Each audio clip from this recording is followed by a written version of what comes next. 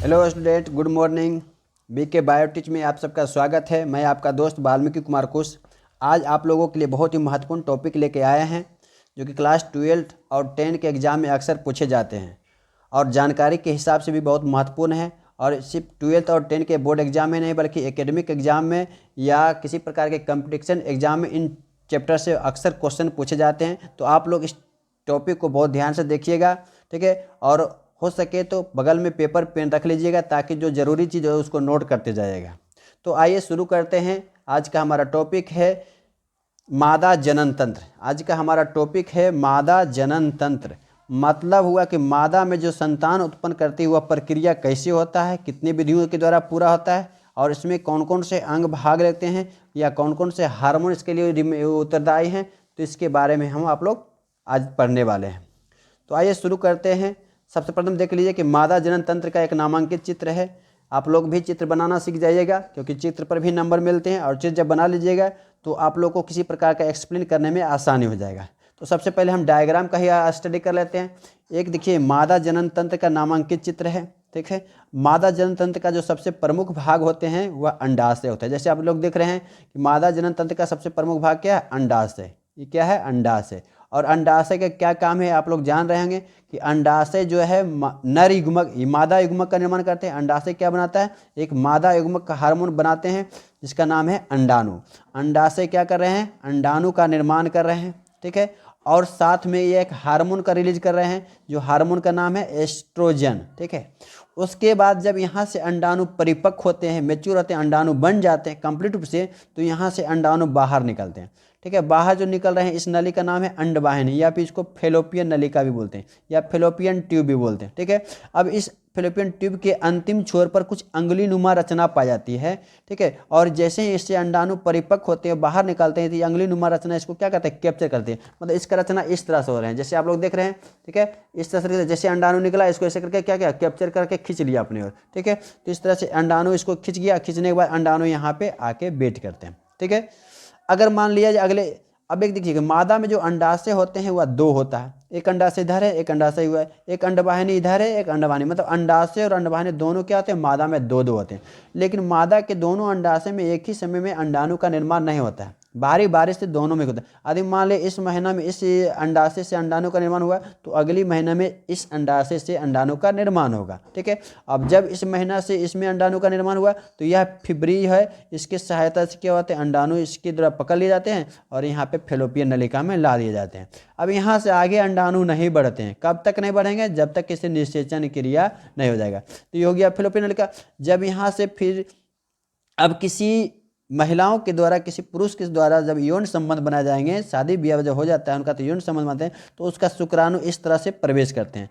इसमें शुक्राणु की संख्या लाखों में होता है। शुक्राणु की संख्या क्या होते हैं, लाखों की संख्या में होते हैं। इस तरह शुक्राणु जो है लाखों करोड़ों होते हैं। अब इस शुक्राणु किसी इधर क्या प्रवेश करते गया, प्रवेश कर दिए गया, यहाँ पे आते गए, यहाँ पे आते गए, आते गए, और इस तरह से अगर अंडाणु इसको मिल गया तो यह हो गया निषेचन। अंडाणु के साथ जब कंजूग होता है, लेकिन इन्हें ध्यान रखिएगा दोनों अंडाशय से दोनों अंडाणु निकलते हैं नहीं, एक महीना इससे निकले हैं तो अगले महीना इधर से निकलेंगे, बारी बारी से निकलते हैं। तो जब इसके पास शुक्राणु आते हैं तो शुक्राणु इसके साथ फ्यूज कर जाते हैं। फ्यूज करने के बाद यह क्या हुआ, निषेचन हो गया, ठीक है। अब जब यह निषेचन हो गया तो क्या बन गए, युग्मनज बन गए। अब युग्मनज जब बन जाते हैं तो यह यहाँ से धीरे धीरे खिसकना शुरू होता है। साथ साथ में कोशिका विभाजन भी होना शुरू हो जाता है।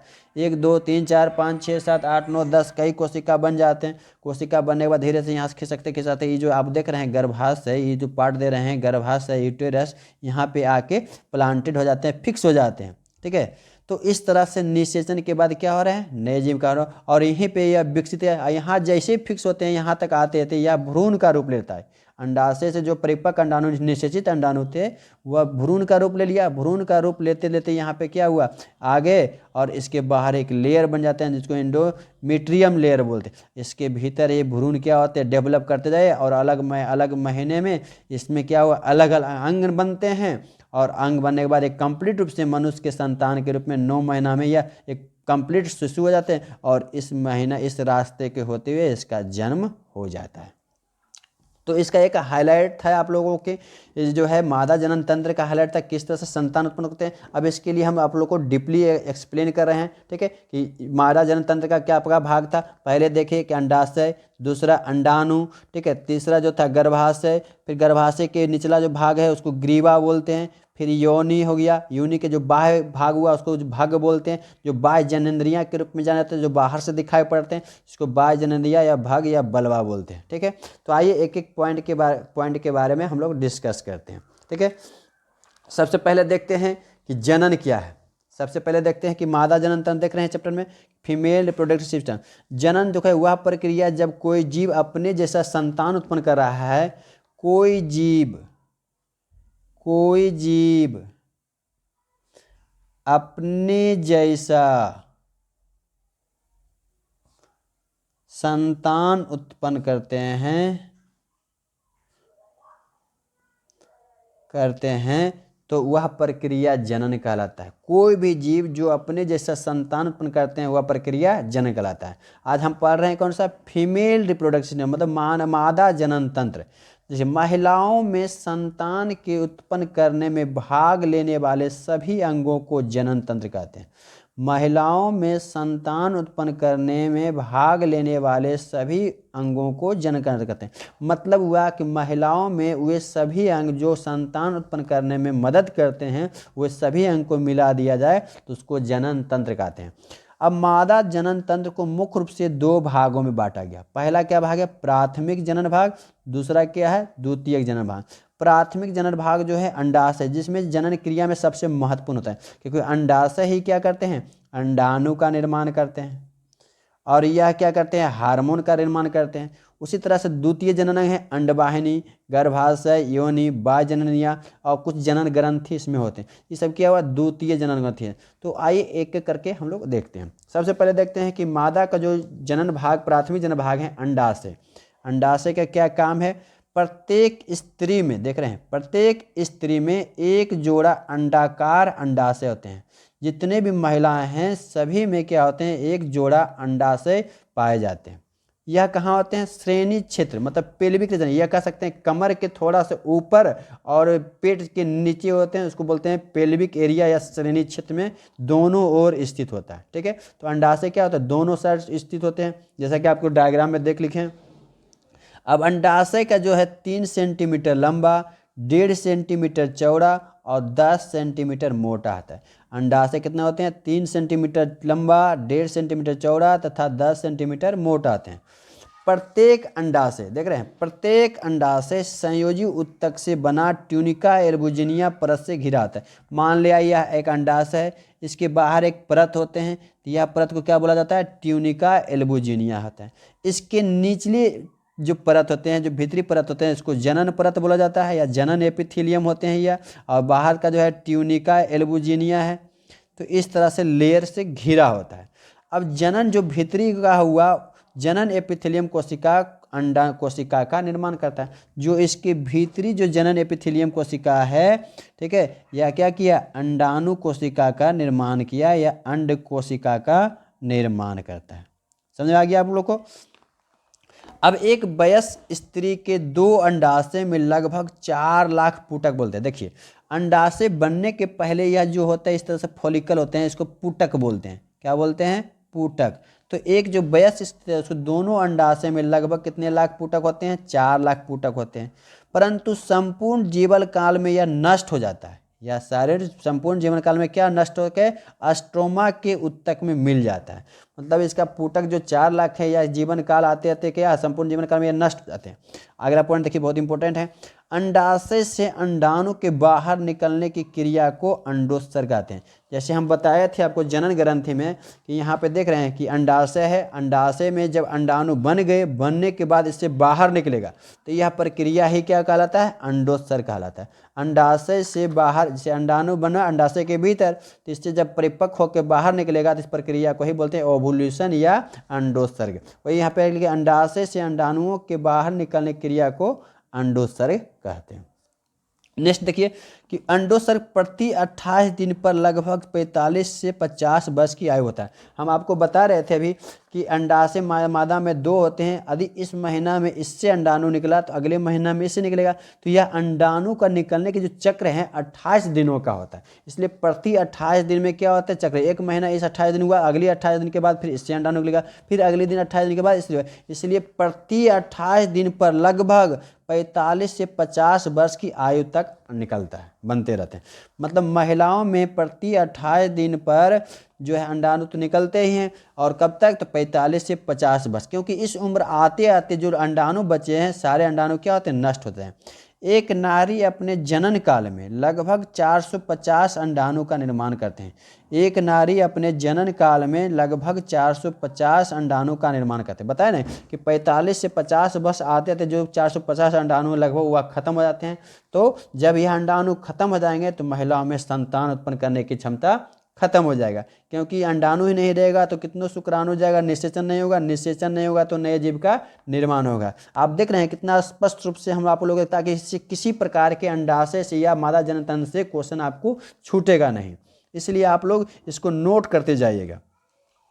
आगे देखिए, अंडाशय के अंतरालिक कोशिका से एंड्रोजन हार्मोन स्रावित है। अब देखिए अंडाशय में कुछ हार्मोन बनते हैं जो द्वितीयक लैंगिक लक्षणों को निर्धारित करते हैं और निषेचन के लिए तैयार करते हैं और निषेचित अंडाणु को पोषण या विकास में मदद करता है। तो अंडाशय के जो अंतरालिक कोशिका है उससे एक हार्मोन बनते हैं जिसको बोलते हैं एस्ट्रोजन हार्मोन, ठीक है, जो द्वितीयक लैंगिक लक्षणों को निर्धारित करता है। ठीक है, यह क्या करता है, द्वितीयक लैंगिक लक्षणों को निर्धारित करता है। जैसे मादा में क्या होते हैं, इस हार्मोन का जब स्राव होते हैं तो मादा में क्या स्तन का विकास होने लगता है, कमर चौड़े होने लगते हैं और उनमें संतान उत्पन्न करने की क्षमता हो जाती है। तो यह जो अवस्था जो होते हैं द्वितीयक लैंगिक होते हैं, या किशोरावस्था जब शुरू होता है उसी समय से यह प्रारंभ हो जाते हैं। और किशोरावस्था में ही क्या होता है, उसके अंडाशय से अंडाणु बनते हैं और अंडाशु बनते हैं और हार्मोन का स्राव होते हैं, जिससे उसमें द्वितीयक लैंगिक लक्षण का निर्माण होते हैं। और अभी देखिए अंडाशय से और क्या होते हैं। अब अंडाशय से जो होते हैं, अंडाशय में एक और हार्मोन स्रावित होता है जिसको बोलते हैं प्रोजेस्टेरॉन। यह क्या करता है, यह भ्रूण को गर्भाशय से जोड़ता है। जब कोई अंडाशय शुक्राणु से निषेचित हो जाते हैं, ठीक है, तो वह भ्रूण बनता है। तो भ्रूण को क्या करता है, गर्भाशय से जोड़ने में हेल्प करता है। तीसरा हार्मोन है ऑक्सीटोसिन हार्मोन। यह महामारी प्रक्रिया, महामारी मतलब बोलते हैं जो महिलाओं में मासिक चक्र होते हैं या मेंस्ट्रुअल साइकिल जो क्रिया होता है उस क्रिया को नियंत्रित करने वाला हार्मोन क्या है, ऑक्सीटोसिन हार्मोन है। और यह क्या करता है, और मान लिया कोई अंडाणु निश्चित हो गया या महिला को संतान के रूप में जन्म दे दिया संतान, तो यह दूध स्राव को नियंत्रित करता है। तो संतान के रूप में जो दूध निकलता है स्तन ग्रंथि से वह भी ऑक्सीटोसिन हार्मोन ही सहायक करते हैं, जिसके कारण ही दूध का स्राव होता है। और अगला हार्मोन है रिलैक्सिन हार्मोन। यह हार्मोन जो है प्रसव पीड़ा को कम करता है। जैसे कोई महिला जब गर्भवती हो जाती है तो उसका संतान जन्म होता है तो उसमें प्रसव पीड़ा बहुत ज़्यादा होता है। तो यह हार्मोन क्या करते हैं, कुछ चिपचिपा पदार्थ स्राव करते हैं जिससे प्रसव पीड़ा को क्या करता है, कम होते हैं। तो यह इतने सारे जो पॉइंट हम आपको बताए सब अंडाशय से रिलेटेड थे, जो अक्सर जो है मतलब एग्जाम में पूछे जाते हैं। लेकिन बहुत लोग जो ऐसा है आपको इतने गहराई से नहीं बताएंगे, और गहराई से नहीं बताएंगे तो आपका बहुत सारा ऑब्जेक्टिव क्वेश्चन आपका छूट जाएगा। इसलिए अंडाशय जो है महिला या किसी भी जनन में, मादा जनन में अंडाशय सबसे महत्वपूर्ण अंग है। और अंडाशय से ही शुक्राणु और बहुत सारे हार्मोन का रिलीज होता है जो जनन प्रक्रिया में सहायक होते हैं। ठीक है, आप लोगों को यदि हमारा वीडियो पसंद आ रहा है तो लाइक शेयर ज़रूर कीजिएगा, और अभी मेरे चैनल को सब्सक्राइब नहीं किए तो सब्सक्राइब कर लीजिएगा, ताकि आपको किसी प्रकार का मैं वीडियो अपलोड करूं सबसे पहले आपको मिल जाए। अब देखिए अंडाशय जो मादा जनन तंत्र का जो दूसरा भाग था उसको बोलते हैं फैलोपियन नलिका या अंडवाहिनी। मादा जनन तंत्र का जो दूसरा भाग है क्या है, फैलोपियन नलिका अंडवाहिनी। अब प्रत्येक स्त्री में 2 अंडवाहिनी होते हैं। आपको डायग्राम में बता दिए थे कि प्रत्येक स्त्री में 2 अंडवाहिनी होते हैं। ठीक है, इसकी लंबाई कितना होता है, 12 सेंटीमीटर होते हैं। अंडवाहिनी की लंबाई कितना होता है, 12 सेंटीमीटर। प्रत्येक नलिका का शीर्ष भाग उंगली नुमा के रचना का होते हैं, जिसे फिम्बरी कहते हैं। आपको डायग्राम में बताया थे, देखिए कि जो अंडवाहिनी है इसके आगे दिख रहे हैं अंगुली नुमा रचना, इस तरह दिखाई पड़ रहा है, अंगुली नुमा रचना होते हैं। इस रचना को क्या बोलते हैं, फिम्बरी बोलते हैं। क्या बोलते हैं, फिम्बरी बोलते हैं, जो अंडाणुओं को पकड़ने में हेल्प करता है। तो प्रत्येक अंडाशय में जो है अंडवाहिनी के किनारे या ऊपर क्या होता है, अंगुली नुमा रचना आते हैं जो अंडाणुओं को पकड़ने में हेल्प करता है। आगे देखिए, नर युग्मक शुक्राणु मादा युग्मक अंडाणु का संयुग्मक भी इसी नलिका में होता है। आपको बताया डायग्राम में कि जैसे नर युग्मक यहाँ पे मादा युग्मक अंडाणु यहाँ पे इंतजार करते हैं, इसी बीच शुक्राणु जब आते हैं इस रास्ते से तो यहाँ पे निषेच होता है। यदि इस अंडाणु से निकले तो यहाँ पे अंडाणु नहीं रहेंगे और इधर से शुक्राणु आएगा तो यहाँ पे निषेच हो गया। इसलिए नर युग्मक और मादा युग्मक का जो संयोजन कहाँ होते हैं तो अंडवाहिनी में ही होता है। फिर भी ऑब्जेक्टिव के एग्जाम में कई बार आ चुके हैं कि जो है मादाओं में निषेचन क्रिया कहाँ होते हैं, तो बताएंगे अंडवाहिनी में या फिलोपियन नलिका में, क्योंकि अंडवाहिनी में ही नर युग्मक और मादा युग्मक दोनों का संयोजन होता है। तो आप लोग को समझ में आ गया होगा कि अंडवाहिनी में क्या होते हैं। 3 इसका प्रमुख काम है कि निषेचन क्रिया होते हैं, इसमें अंगुलीनुमा रचना पाया जाता है, जो फ्रिम्बी होते हैं जो परिपक्व अंडाणु को पकड़ने काम करता है, और प्रत्येक स्त्री में 2 जोड़ा अंडाणु होते हैं, अंडवाहिनी होते हैं, और इसकी लंबाई 12 सेंटीमीटर है। अब यहाँ से जब निषेचित अंडाणु हो जाते हैं तो अगला कहाँ जाता है, गर्भाशय में। तो आइए देखते हैं नेक्स्ट पॉइंट क्या है मादा जनन तंत्र का, गर्भाशय। यह एक पेशीय थैली समान रचना है। अब गर्भाशय क्या है, एक थैली समान रचना है जो मूत्राशय एवं मलाशय के बीच स्थित होता है। मूत्राशय और मलाशय के बीच श्रेणी गुहा में स्थित बताया कि जैसे आपको डायग्राम देख रहे हैं, यहाँ पे ये डायग्राम देख रहे हैं, ठीक है, बाहर से दिखाई पड़ेगा।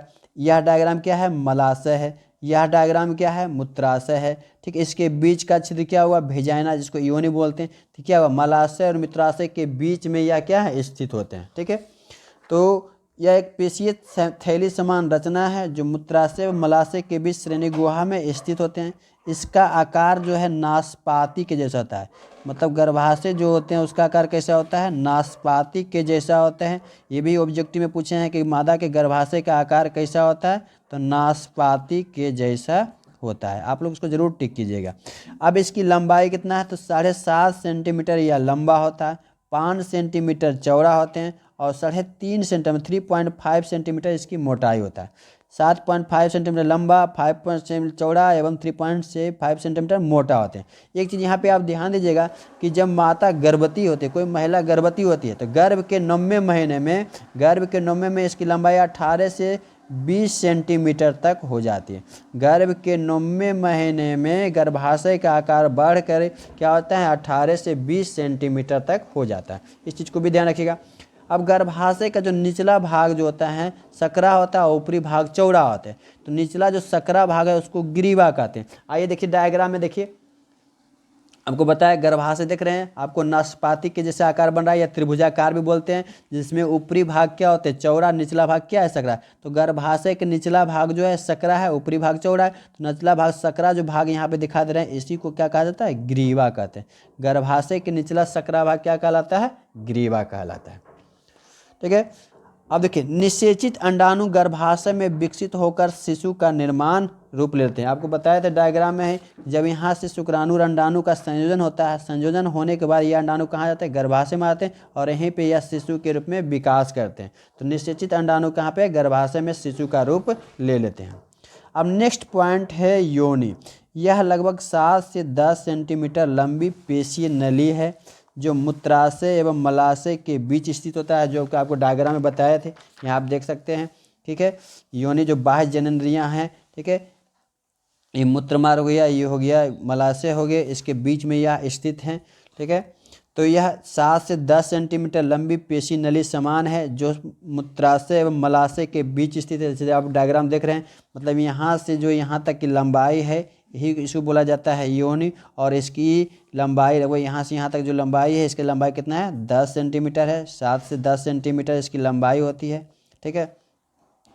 अब देखिए आगे कि यह भग या बलवा छिद्र द्वारा बाहर होता है। इसके जो बाहरी छिद्र होते हैं उसको भग या बलवा बोला जाता है।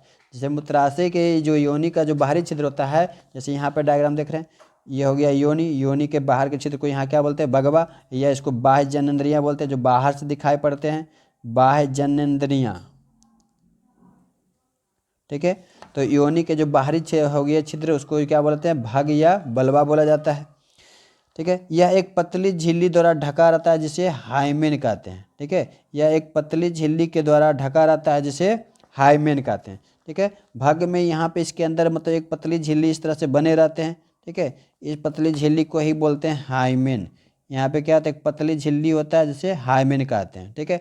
या जो है इस झिल्ली यदि एक बार टूट जाते हैं तो दोबारा इस झिल्ली का निर्माण नहीं होता है, एक बार टूटने के बाद दूसरा दोबारा झिल्ली का निर्माण नहीं होते हैं। अब यह झिल्ली कैसे टूटते हैं, जब कोई किसी प्रकार का दबाव पड़ता है इस पर या किसी प्रकार का वर्क करती है महिलाएं, तो यह झिल्ली टूट जाता है, टूट जाते हैं तो इस पर किसी पर दोबारा इस झिल्ली का निर्माण नहीं होता है। आगे इसमें लिखे हुए भी हैं, आप लोग देख लीजिए। भाग बाहर से लोबिया मेजोरा एवं मेजोरा द्वारा ढका होता है। ठीक है, तो भाग एक पतली झिल्ली द्वारा ढका रहता है जिसे हाइमेन कहते हैं।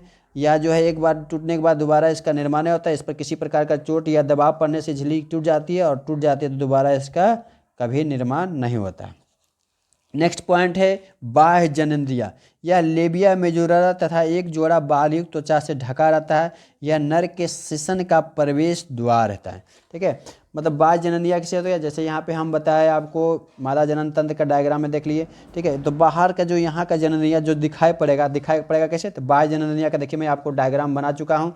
मादा का भाग जो बाहरी पॉइंट था, यहाँ पे भाग जो था भाग, इसके बाहर जो जननेंद्रिया जो थे, मादा का भाग या जो दिखाई पड़ रहा है। तो इसमें जो है इसमें देखिए तो सबसे बड़ी जो त्वचा है इसको बोलते हैं लोबिया मेजोरा, जिसको बृहद भर्गोष्ठ बोलते हैं। इसके भीतरी जो लेयर है इसको क्या बोलते हैं, माइनोरा, जो कि लघु भर्गोष्ठ बोलते हैं। यह क्या होता है, त्वचा के द्वारा ढका होता है। ठीक है, और इसमें बीच में क्या होता है, ये जो है भेजाइना है, इसके प्रवेश द्वार के अंदर जो यहाँ बताया कि एक हाइमेन झिल्ली होती है। ये झिल्ली का जो है दोबारा निर्माण होता है जब कोई महिला किसी बार पहली बार निषेचित करते हैं या संभोग क्रिया करते हैं, तो यह झिल्ली टूट जाते हैं, या किसी प्रकार का दबाव या वर्क करने के बाद क्या होता है, इस पर दबाव पड़ता है, झिल्ली टूट जाते हैं। तो कई कारण से यह टूट जाते हैं, तो दोबारा झिल्ली का निर्माण नहीं होता है। तो ये भेजाना जो है उसके अंदरूनी में ही यह झिल्ली होता है। ठीक है, और क्या होते हैं जो लोबिया मिनोरा है उसमें क्या होते हैं, कुछ जनन ग्रंथियां पाई जाती है जिसको बोलते हैं बार्थोलिन ग्रंथियां। यह ग्रंथि क्या करता है, एक प्रकार का चिपचिपा रस स्रावित करता है जो योनि के द्वार को क्या करता है, चिकना बना रखते हैं, ताकि जो संभोग क्रिया होते हैं उसमें किसी प्रकार का रुकावट ना हो और वह चिकना है, लुब्रिकेंट हो। तो इसलिए भेजोरा क्या होते हैं, लोबिया जो मिनोरा है उस पर की एक बार्थोलिन ग्रंथि होता है जो कि योनि को चिपचिपा बनाए रखता है। ठीक है, तो यह आपको स्पष्ट रूप से समझ में आ गया हो गया। नेक्स्ट वीडियो में मैं फिर मिलूंगा आप लोगों के साथ, तब तक के लिए धन्यवाद, थैंक यू।